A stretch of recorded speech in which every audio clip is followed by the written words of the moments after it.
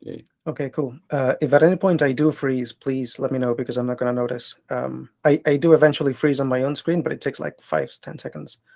Um, cool. So we are following, for the sake of context, we are following the notes, the agenda in this document. So welcome all to the tools call. We did skip the last tools call because the agenda was small and not many people were going to attend. So we skipped one, but we're keeping this one. So in order, we're starting with ID/editor/tools. There's just a couple of items here. The first one is mine. It's about surfacing alias info in Go types. And most tools don't need to know what an alias is because at the end of the day, they generally only care about the target type, the underlying type. But sometimes you still need them, like for example, for errors or when you transform code. Um, so I flagged this as an FYI in case I could help drive this forward. But it seems like Robert is already agreeing that this will probably be done next release. Um, Yeah. so I think that's fine. Yeah, I mean, this is sort of a major deficiency that the compiler inherited when we ported Go types to types 2 in the compiler. So, I mean, this is already one of the major outstanding issues in Go types, but now it's an even higher priority because it directly impacts the quality of the error messages output by the compiler. So we would like to fix it. It was an abbreviated development cycle for 119, and we want to take vacation as well. So it's not going to get done for 119. I think we have a template for how to do this. So when we introduced any, we wanted to solve this problem in the case of that one particular alias. And so we tried to ensure that the any type is canonical. And so we track its pointer throughout the compiler so that we can identify any in type strings. So we need to do something like that for the type checker as well. When it's too late to introduce an alias node. Although we have briefly talked about like having a bimodal type checker where you can turn this on, but that's probably a bad idea. So in lieu of that, we need to somehow make sure that alias types have a distinct pointer identity, obviously, from their non-alias counterparts so that we can identify them. And that is a large change. It requires a lot of accounting that isn't being done.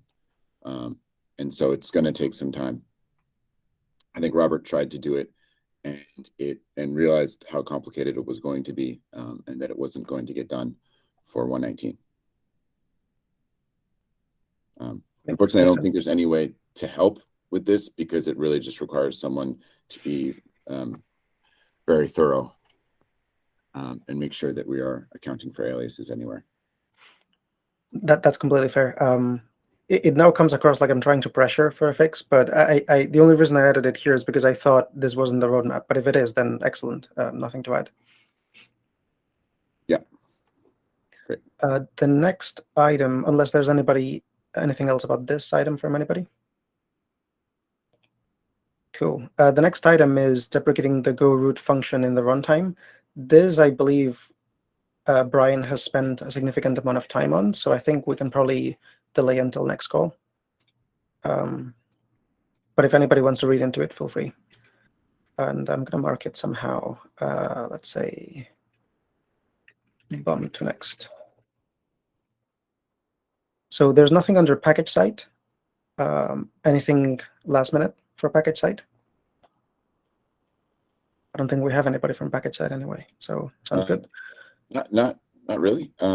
We could maybe remove the package site standing item now that package site is in maintenance mode. Yeah, I was thinking the same. Yeah, I was thinking the same. That this is not to say that we'll never cover anything about the package site anymore, but I guess it can go under miscellaneous from now on, because I don't think we've had many items recently. I think in the past we were getting like standing updates about package site development, and since that's not active anymore, I mean, we're still working on it to some degree, but we can just deal with package site issues if and when people want to talk about it. Yeah, I agree. I think the last big chunk of work was generics, and I think that's mostly done at this point, so sounds good. Yep. Yeah, my understanding is that it's done. Yep. So now under command Go, there's nothing under general issues. There's 4 proposals of mine. I'm trying to think which one of these are worth talking about. Oh, well, we did get Michael, so let's talk about them. Because I was going to say Brian is not here. So the first one is one that we discussed on Slack some time ago, and then I said I'm going to file a proposal and then forgot until it suddenly came back to me. It's about adding a flag to Go test so that it updates runnable example output. So, the / output : lines. It's just a minor UX thing. You can do this externally. Somebody already wrote a little tool that does it for you. I think it's just one of those things that would be nice to include in Go test.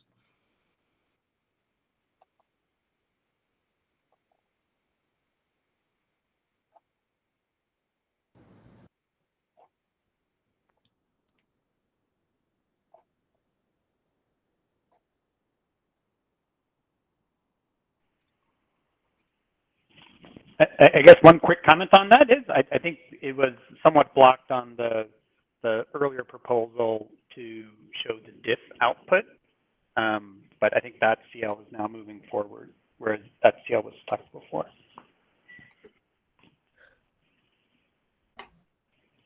Michael, you're not on mute, but we can't hear you if you're trying to speak. Just FYI. Oh, yeah, sorry. Okay, we can hear you now. Yeah, I don't have any strong objections to this. I mean, if Brian thinks it's reasonable, then I know it's okay with me. Sounds good. I wasn't aware that this was blocked so much on the diff issue, but they both touch as Himco, so I agree that landing that first makes sense anyway. Cool. The next one is also mine. It's about allowing all standard library packages, or rather all packages inside the Go repo, to use embed, which is not really the case right now because embed imports IOFS. So for example, I was trying to use embed in TZ data, the package that embeds the time zone zip archive, and I couldn't because there's a cycle, which is TZ data embed IOFS context time TZ data, and that line is drawn in the issue if you want to follow it, which is kind of silly because I only want to embed a file into a string, so I don't really need the EFS package. But import cycles in Go are a big no-no, so that was blocked a bit. So I initially toyed with teaching the compiler that if a package is in the standard library, it doesn't need the restriction of needing to import embed to use Go embed. And that worked, but it actually made Go build quite a bit slower because then it had to scan every single file in the Go standard library for Go embed directives, even if they don't contain the embed import. And the embed import being present or not was a big shortcut in terms of, hey, I don't need to scan the rest of the file. So I went back on that, and now I added an embed light package, which is empty. But all it does is now the compiler, instead of saying you must import embed, it's also now it's either embed or embed light. And because embed light is internal, it's only importable by anything under Go root. Seems like a good idea to me.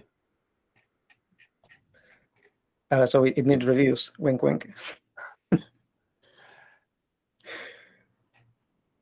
I mean, it seems, without any context, it seems reasonable if it will add value, but also you said you were just trying to embed some content in a string. So maybe like it's easier to maintain a Go generate script versus a new package. I don't know. I mean, if you look at the diff of the CL, it's very much deleting code, right? So I think it's a net positive, but I agree it's not like 100% win, if that makes sense. I guess it really depends on how many packages can't import embed. I think it's quite a few of them because anything importing time or context is effectively blocked. Or IO, right? Probably. I'm not sure, but I think it's like at least like 1 or 2 dozen of them. Anyway, the next one is a tiny one. It's just a little proposal to add an F flag to Go mode edit. meaning you just want to fetch like one field. And right now you need to use the JSON flag. And essentially you need a JSON decoder, which is not the biggest deal. But if you're, for example, in a shell, decoding JSON is not easy.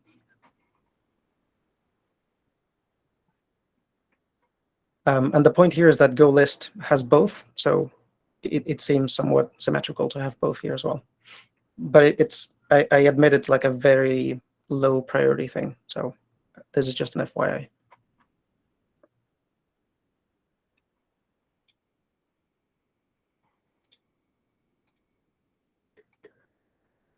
The next one is also a small one. And it comes from me running golist-f build ID and getting nothing and being really confused. And it's because I forgot to set the export flag, which actually makes that field do something.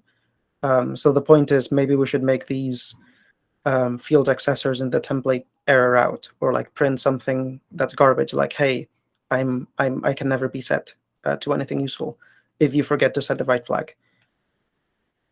There's some discussion in that thread about how to do that. It's less clear to me, but I think something like this would be nice. Open to criticism.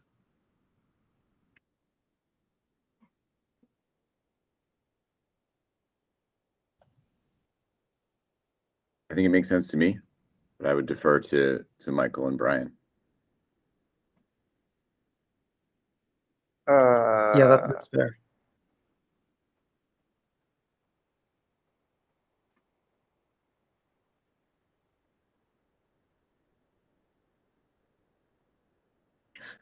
So here's one way you could do this. For example, you could turn every single field into a method, and the method would, give you the result and an error, or maybe just a result as a string, and then make the error like a string that says something useful to the human.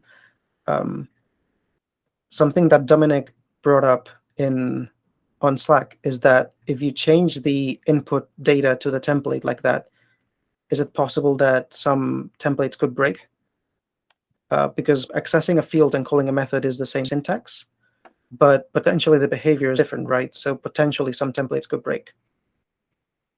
I don't have strong opinions. I think if any template would break, it's probably incorrect now, so I'm not too worried, but I'm not sure.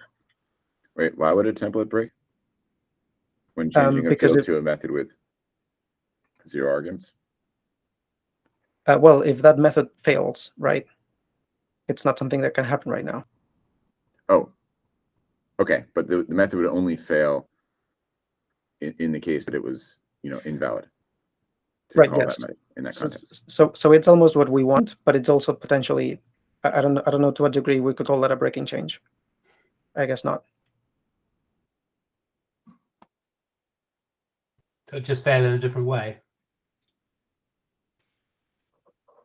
Well, silently. Yeah. It would be failing silently before. I think that's a good. That could be framed as fixing a bug. But yeah, I mean, it depends on. I think Brian suggests in the issue that it may introduce complexity in the implementation. So it really depends on the outcome of that discussion.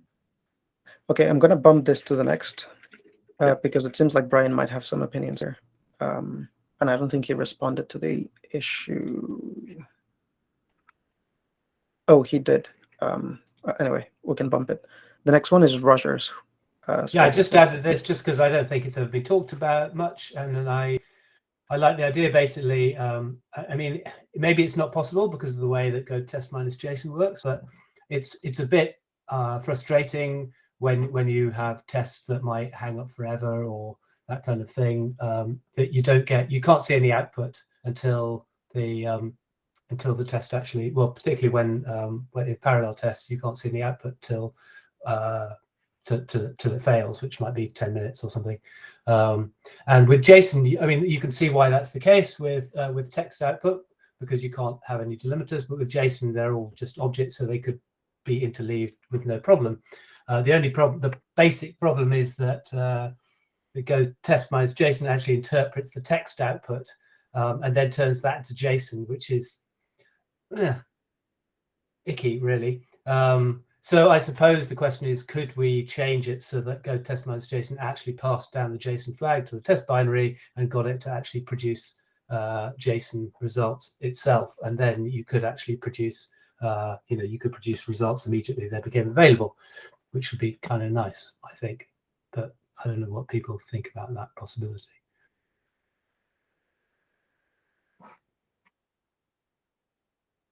I think that would be nice.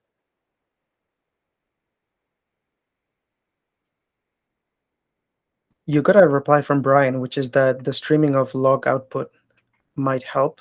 Does it help in practice, in your experience?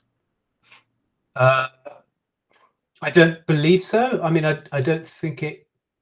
I mean, I think when you're not running tests in parallel, that probably helps.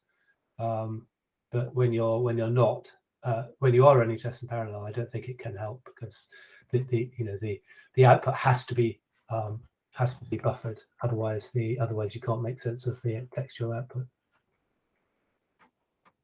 It's a fundamental restriction of the current approach, I think.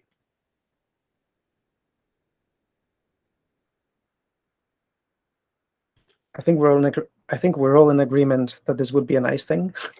I'm not sure we can say much more about it in this call. I mean, the real downside of it, I suppose, is that when you have a panic, then you don't have control over that, so the output won't be JSON in that case. So you'd have to be a bit careful about that. I guess if anything is consuming Go test JSON, and Go test JSON fails, it could be careful about any trailing output that's not JSON. Yeah, absolutely. You could just read it. It's always on a line at a time, and if it can't be pass it as JSON, then you treat it as text, that kind of thing, maybe. Yeah, you treat the rest of the output as some sort of failure, right? Yeah, I mean, I don't think it could be the rest of the output. I think it has to be a line by line, because I think you can have a go. Maybe you can have a race. You can have a panic that's caught, right? And then it carries on with the next test. I think it does that.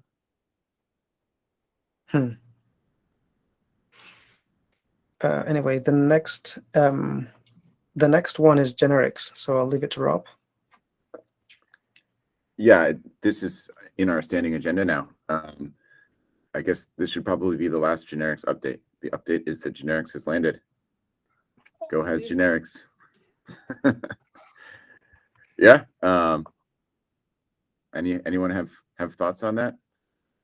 I guess my thing would be, what about next steps? Because there are a bunch of possible next steps with regard to generics, like inference of interfaces from static types, for example.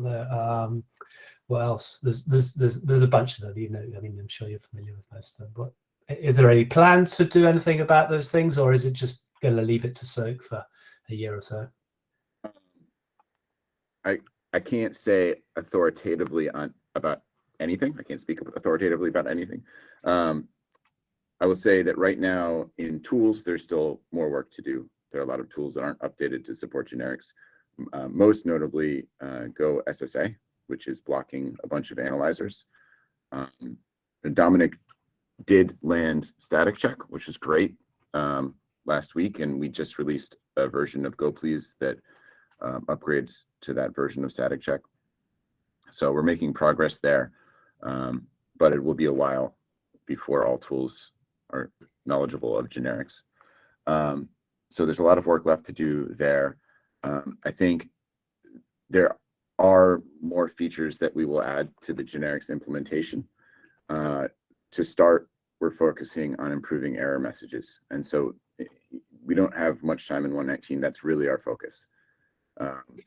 We may make some improvements to type inference, but my guess is that those improvements will wait until 120.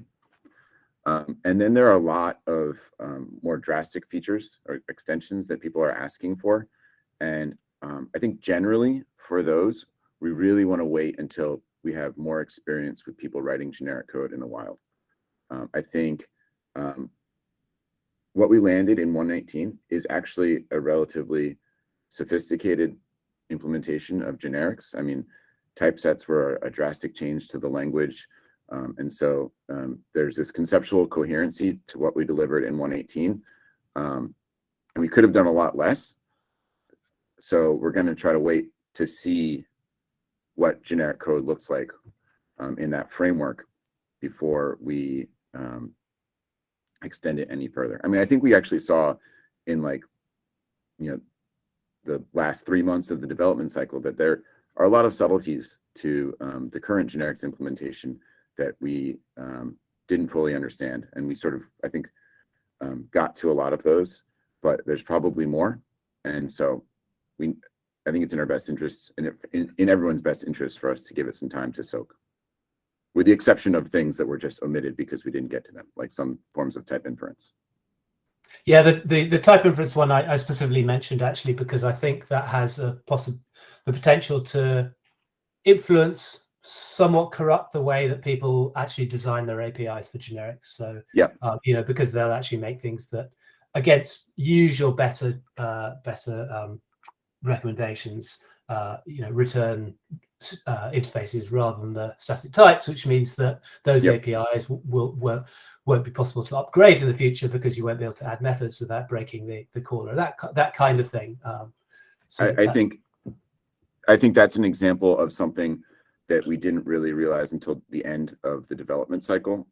Something that a feature that was added rather late was type inference through core types.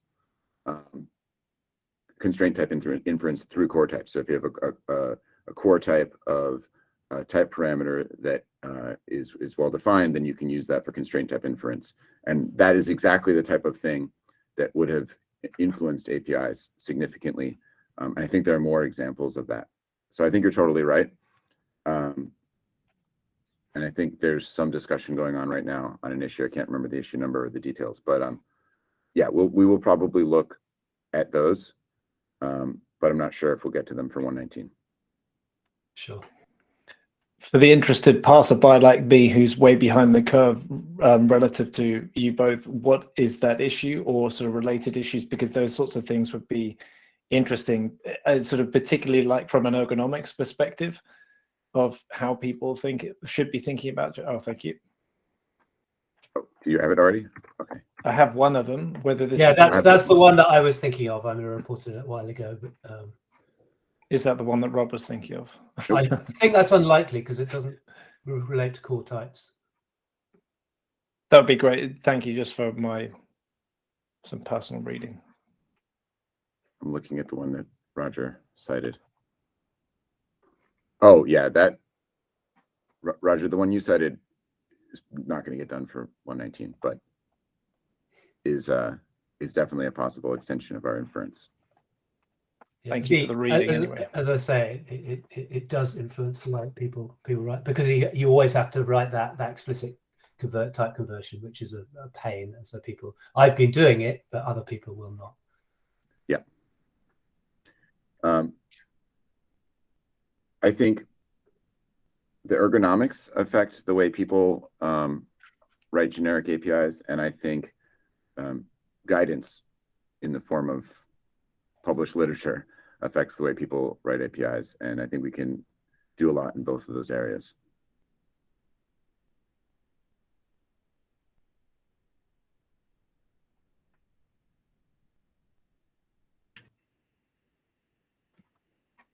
Cool. Anything else about generics?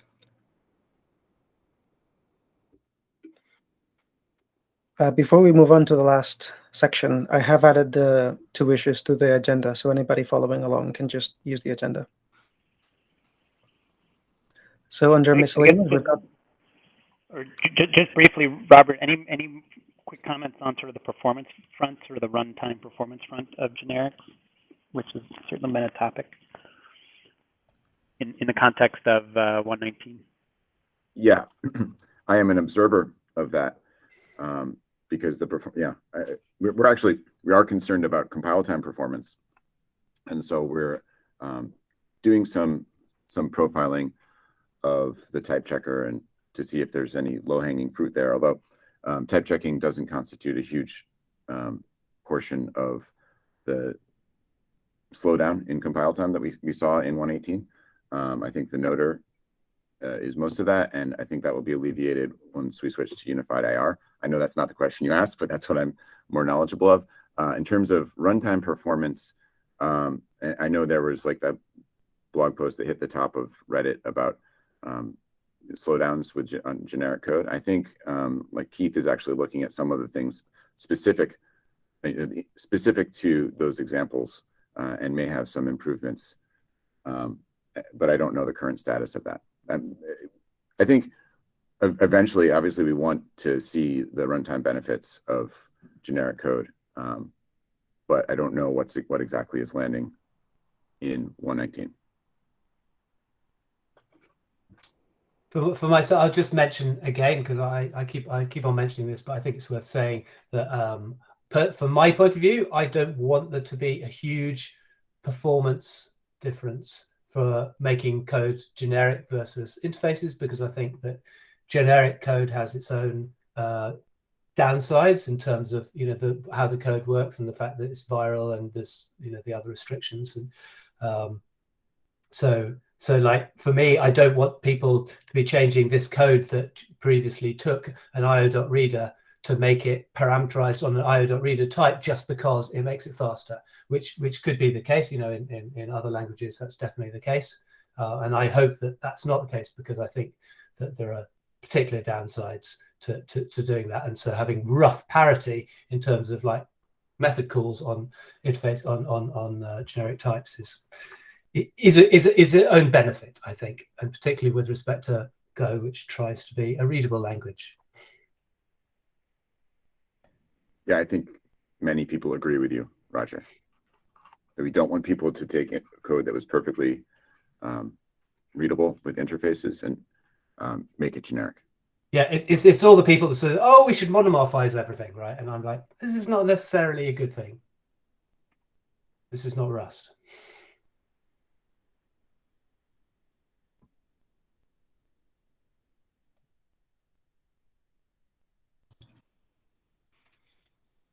Cool. So on to the next section under miscellaneous, we've got 2 items. The second one is I'm going to talk for a bit. So let's do the first one first, which is smaller.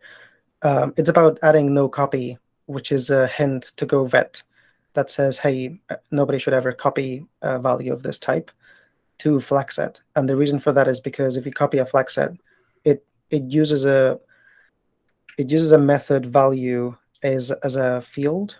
So if you make a shallow copy, then that method value points at the old value, not the new one.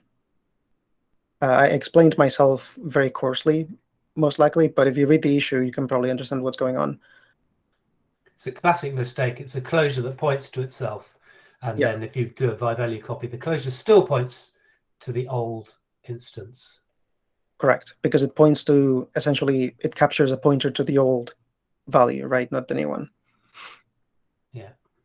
I don't think this is necessarily controversial, but it might not fit into the whole how often does this bug happen in practice requirement for a vet. But at the same time, this is not a new vet check. This is just adding a new hint for the existing vet check. So I think it should be fine. But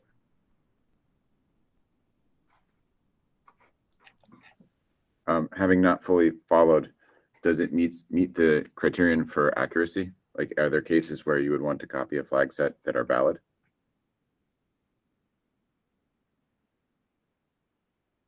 I struggle to imagine why that would be the case.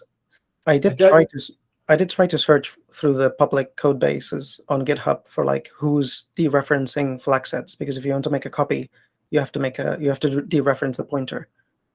There's no like copy method or anything like that.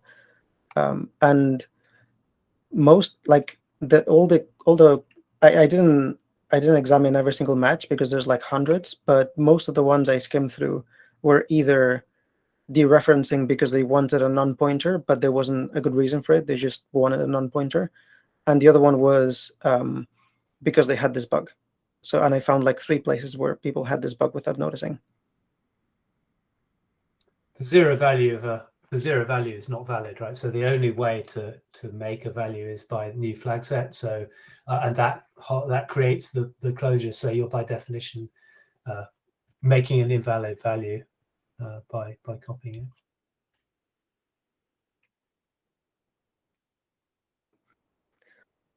Cool. So the last item, it's about how we run these calls. And as a bit of context, what ends up happening is that the Google Meet event is owned by somebody at Google because we want to be able to record these meetings, and that's, I believe, a workspace feature.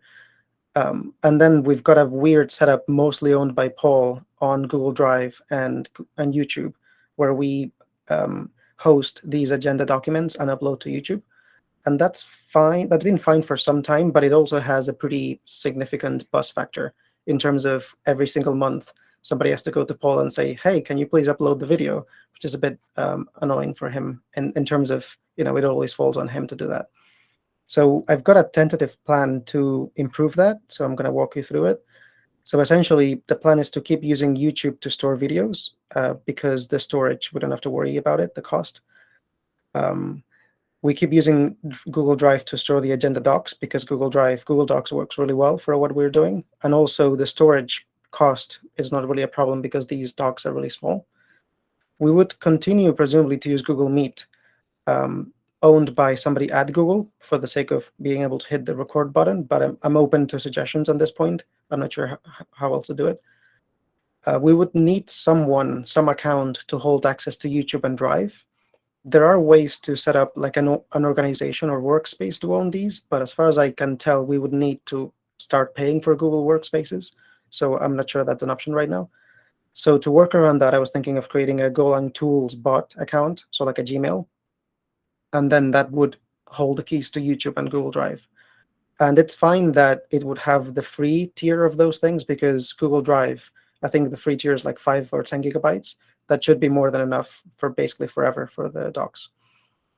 And then the bot account would give admin-like access to a set of regulars that run these calls. And the admin access would allow you to upload videos to YouTube. It would allow you to create new agenda documents and so on.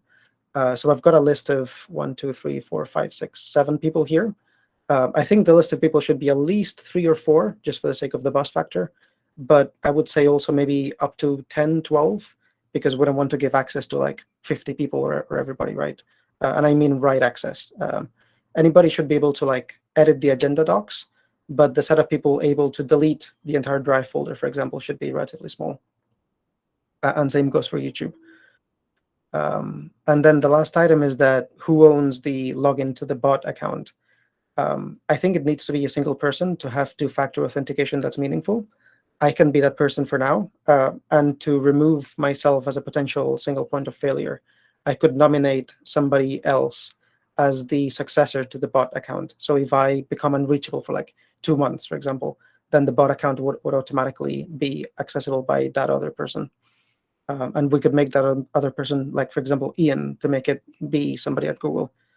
And that's it pretty much. I'm open to suggestions, thoughts, input.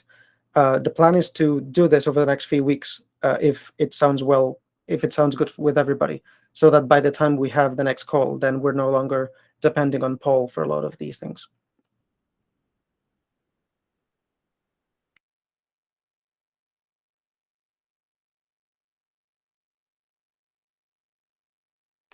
I'm all for removing myself from this bus factor.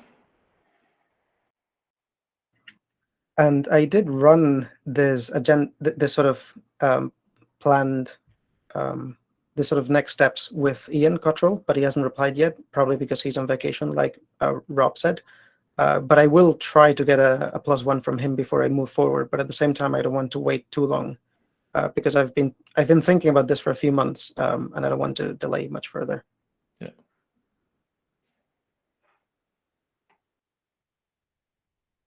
Thank you for pulling it together as well, because it's really me who should have been doing it, but you've done the legwork, so thank you.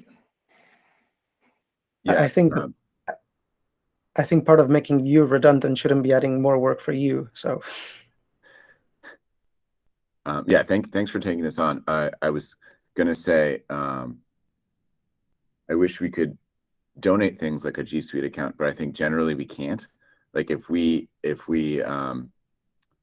anything that is, as we've seen with like the documents, anything that is created within Google automatically gets locked down. So it's actually better if it's done externally. But yeah, let us know if there's any way we can help. but it sounds like a good plan to me. Yeah, my rough understanding is that if we, you could use the word incorporated Golang tools in any way, then we could have Golang tools as an org, have it on workspace, but I think that's too much overhead for the foreseeable future. It's not like we're a nonprofit or something like that. Cool. So that's pretty much it. I'll try to get Ian to give a +1, but otherwise I'm just going to move forward in like a week or two. And we've got 2 more items, which is if anybody wants to share what they're working on or anything interesting, now is the time.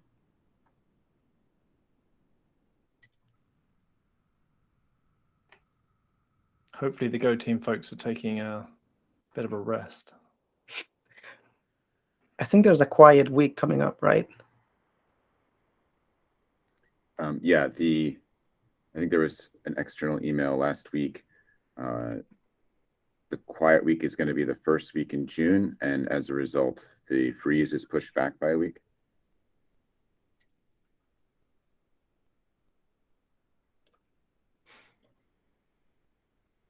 That actually coincides with 2 holidays in the UK, so I think it's going to be a nice bit of rest for everybody. And the last item on the agenda is a volunteer for the next session. I was thinking we could aim for May 18th, which is in 5 weeks. I don't think it coincides with anything major. I think there's KubeCon that week, but I don't think KubeCon and Go have a major overlap. Go ahead. Sorry, I just wanted, I was like, that doesn't make sense what I just said. I checked my email. Yeah, it's May, not June. The freeze is in May. I was like, wait, do I actually have two more months? No. So yeah, the quiet week is the May 1st. And sorry, I cut you off, but I'd be willing to volunteer for the next call. Okay. Are you sure? I think you've got a bit on your plate for this release. Yeah, I'm sure. Okay. No big deal. I suggested a Googler just because of the flip-flop rule of thumb, but I also don't want to pressure you as pretty much the only Googler who showed up, if that makes sense. I'm happy to run it again if you're busy. Okay. So that's it then. See you next month. And yeah, May 18th.